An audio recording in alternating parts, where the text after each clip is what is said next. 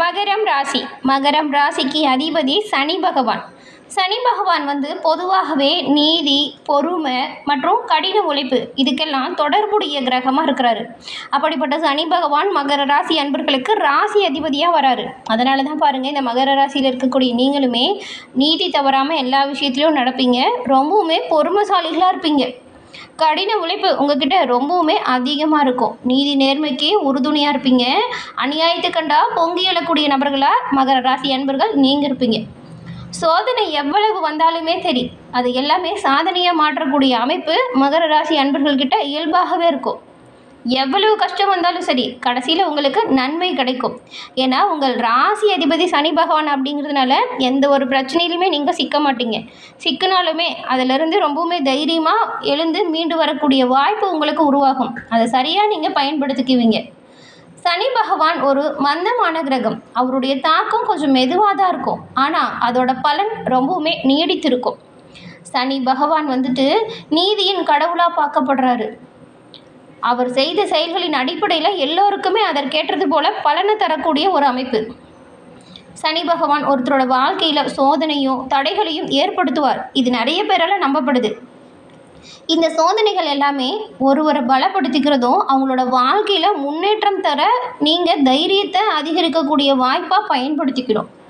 சனி பகவான் தாக்கம் மெதுவாக தான் இருக்கும். பொறுமையாக நீங்கள் இருக்கணும். அவருடைய ஆசீர்வாதம் பெறணும் அப்படின்னாலுமே நீங்கள் பொறுமையோடையும் விடாமுயற்சியோடையும் இருக்கணும். கடின உழைப்பை விரும்பக்கூடியவங்க மகர ராசி அன்பர்கள் நீங்கள். அதற்கேற்ற பலன்களுமே உங்களுக்கு சனி பகவானின் அருளால் நல்லபடியாக கிடைக்கும். சனி பகவான் தாமச குணம் கொண்டவர். அவரை பற்றி இருண்ட அல்லது மந்தமான தோற்றத்தை குறிக்கும்.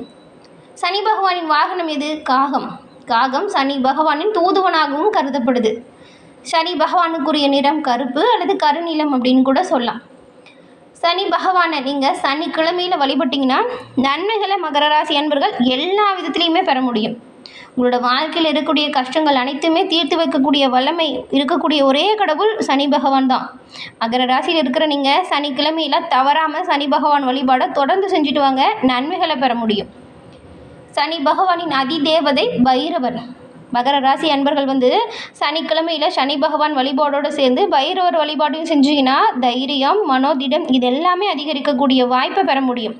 உங்களோட ஆண் மனதில் ஒரு பிரார்த்தனையை நினச்சிக்கிட்டு நீங்கள் இப்போ கூட ஓம் கம் சனி பகவானே போற்றி அப்படின்னும், பைரவர் பிடிக்கும் அப்படின்னா ஓம் கம் பைரவராய நமக அப்படிங்கிற மந்திரத்தையும் மறக்காமல் 3 முறை பதிவிடவும் செய்யுங்க.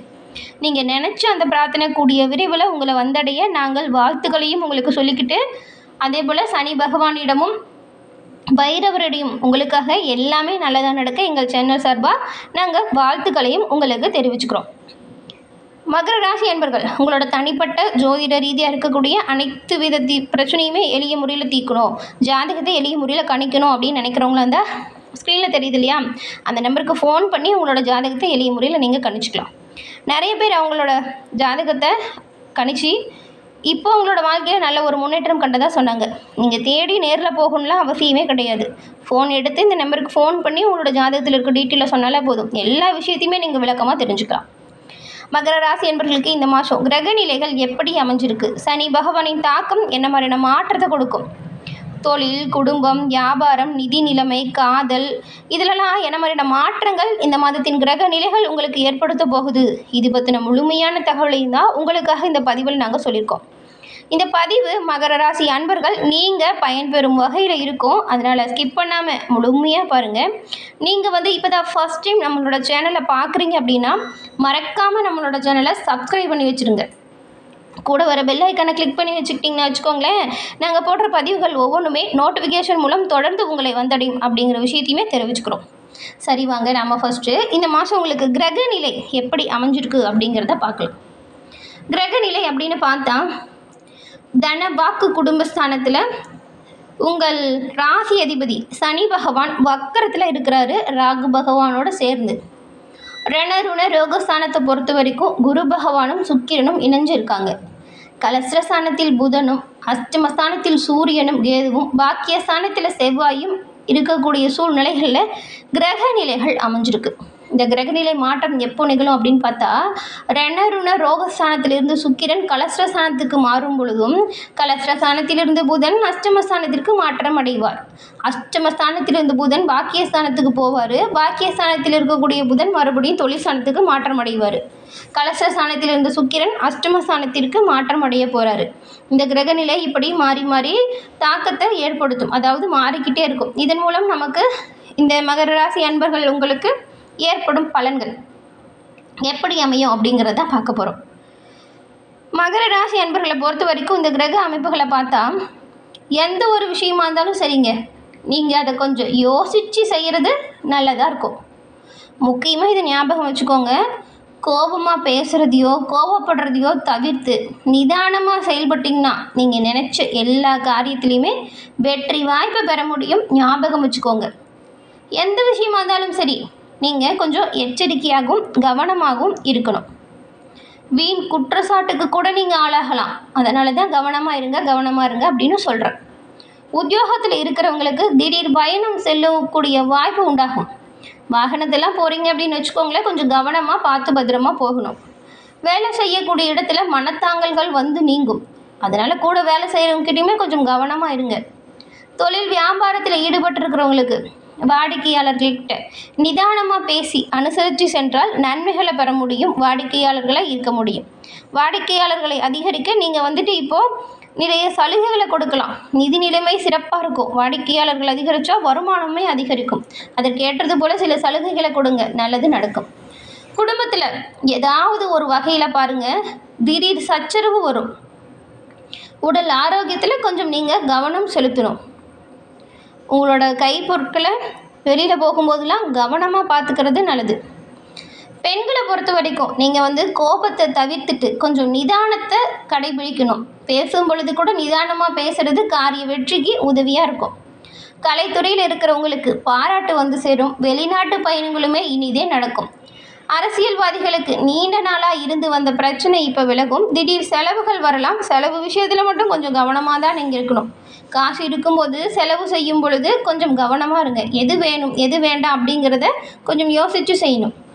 மாணவர்களை பொறுத்த வரைக்கும் திட்டமிட்டு பாடங்களை படித்தா நீங்கள் எல்லா விதத்துலையுமே வெற்றி பெற முடியும். எந்த ஒரு விஷயத்துலையுமே அவசரம் காட்டாமல் நிதானத்தை கடைபிடிச்சா நல்லது. மகரம் ராசியில் இருக்கக்கூடிய உத்திராடம் 2, 3, 4ஆம் பாதம் கொண்டவங்களுக்கு இந்த மாதம் உடலில் இருந்த நோய்கள் ஒவ்வொன்றா மறைய தொடங்கும். ஆன்மீகத்தில் நாட்டம் அதிகரிக்கும். எதையுமே சிந்தித்து செயல்பட போகிறீங்க. சூழ்நிலைக்கு ஏற்றது போல் செயல்முறைகளை மாற்றிக்கிட்டு நன்மைகளை பல வகையில் பெறக்கூடிய அமைப்பு உத்திராடம் நட்சத்திரக்காரங்களுக்கு உருவாகியிருக்கு. திருவோணம் நட்சத்திரக்காரங்களை பொறுத்த வரைக்கும் இந்த மாதம் இன்பம் சுகம் அதிகரிக்கும். மகிழ்ச்சி உண்டாகும். பொருள் வளவு இருக்கும். பழைய பாக்கிகளை கூட எளிதில் வசூல் செய்யக்கூடிய அமைப்பு உருவாகியிருக்கு. வராது அப்படின்னு நினச்சிருந்த கடனும் திரும்பி வரும். உங்களோட சிறப்பான செயல்களால் புகழ் அந்தஸ்து உயரும். ஒரு பெரிய அரசியல் கட்சி அல்லது அரசாங்கத்தின் மூலம் இந்த மாதம் உங்களுக்கு அனுகூலமான பலன்கள் கிடைக்கக்கூடிய வாய்ப்பு இருக்குது. உங்களுக்கு வரக்கூடிய வாய்ப்பை சரியாக பயன்படுத்திக்கிட்டிங்கன்னா வச்சுக்கோங்களேன், எல்லா விதத்துலையுமே நீங்கள் நன்மைகளை பெற முடியும். அவிட்டம் 1, 2ஆம் பாதம் கொண்டவங்களுக்கு இந்த மாதம் சகோதரர்கள் மூலம் சில காரியங்கள் உங்களுக்கு நடக்கும். வெளிநாடு பயணம் இனிதே அமையும். சுயசார்பில் தன்னிறைவும் பெறுவீங்க. தைரியம் படிச்சுட்டு காணப்படும். புது வாழ்க்கை உங்களுக்கு உருவாகும். புதிய வழக்குகளும் வரலாம். கவனமாக உங்களோட செயல்களில் செயல்படணும். ரொம்ப நாளாக இருந்து வந்த பிரச்சனை இப்பொழுது நீங்கும். உடலில் சிறு சிறு உபாதைகள் அவ்வப்போது ஏற்பட்டு நீங்கும். உடல் ஆரோக்கியத்தை பொறுத்த வரைக்கும் நீங்கள் கொஞ்சம் கவனமாக தான் இருக்கணும். உங்களுக்கு அதிர்ஷ்ட கிழமைகள் அப்படின்னு பார்த்தா செவ்வாய், புதன், வெள்ளி. இந்த மாதம் ஏற்படக்கூடிய அனைத்து வித பிரச்சனைகளும் தீர பரிகாரமாக நீங்கள் என்ன செய்யலான்னு பார்த்தா, சனிக்கிழமை அன்னைக்கு சனீஸ்வர பகவானுக்கு நல்லெண்ணெய் தீபம் ஏற்றி வணங்கி வழிபட்டு வருவதன் மூலம் எல்லா காரியங்களுமே வெற்றி பெறும் யோகத்தை நீங்கள் பெற முடியும். எல்லா விஷயமுமே நல்லதாக நடக்கும். அதுவும் உடல் ஆரோக்கியம் சிறப்பான முன்னேற்றம் பெறும். ரொம்ப நாளாக இருந்த பிரச்சனைகள் தீரும். சனி பகவானின் பரிபூரண அருளும் கிடைக்கப்பெற்று மகர ராசி அன்பர்கள் நீங்கள் நலமுடன் வாழ நாங்கள் வாழ்த்துக்களையும் தெரிவிச்சுக்கிறோம். என்ன மகர ராசி அன்பர்களே, இந்த பதிவு நீங்கள் பயன்பெறும் வகையில் அமைஞ்சிருக்கும்னு நினைக்கிறேன். இந்த பதிவு பிடிச்சிருந்தால் லைக் பண்ணுங்கள். உங்களோட நண்பர்கள், குடும்ப உறுப்பினர்கள் மகர ராசியாக இருந்தால் அவங்களுக்குமே இந்த பதிவை ஷேர் பண்ணுங்கள். அவங்களும் பார்த்து பயன்பெறட்டும். நீங்கள் இப்போ தான் ஃபஸ்ட் டைம் நம்மளோட சேனலை பார்க்குறீங்க அப்படின்னா மறக்காமல் நம்மளோட சேனலை சப்ஸ்கிரைப் பண்ணி வச்சுக்கோங்க. அப்படியே கூட வர பெல் ஐக்கானை கிளிக் பண்ணி வச்சுக்கிட்டிங்கன்னா நாங்கள் போடுற பதிவுகள் ஒவ்வொன்றுமே நோட்டிஃபிகேஷன் மூலம் உடனுக்குடன் உங்களை வந்தடையும் அப்படிங்கிறத தெரிவிச்சுக்கிறோம். தொடர்ந்து பார்த்தமைக்கு நன்றி நேயர்களே.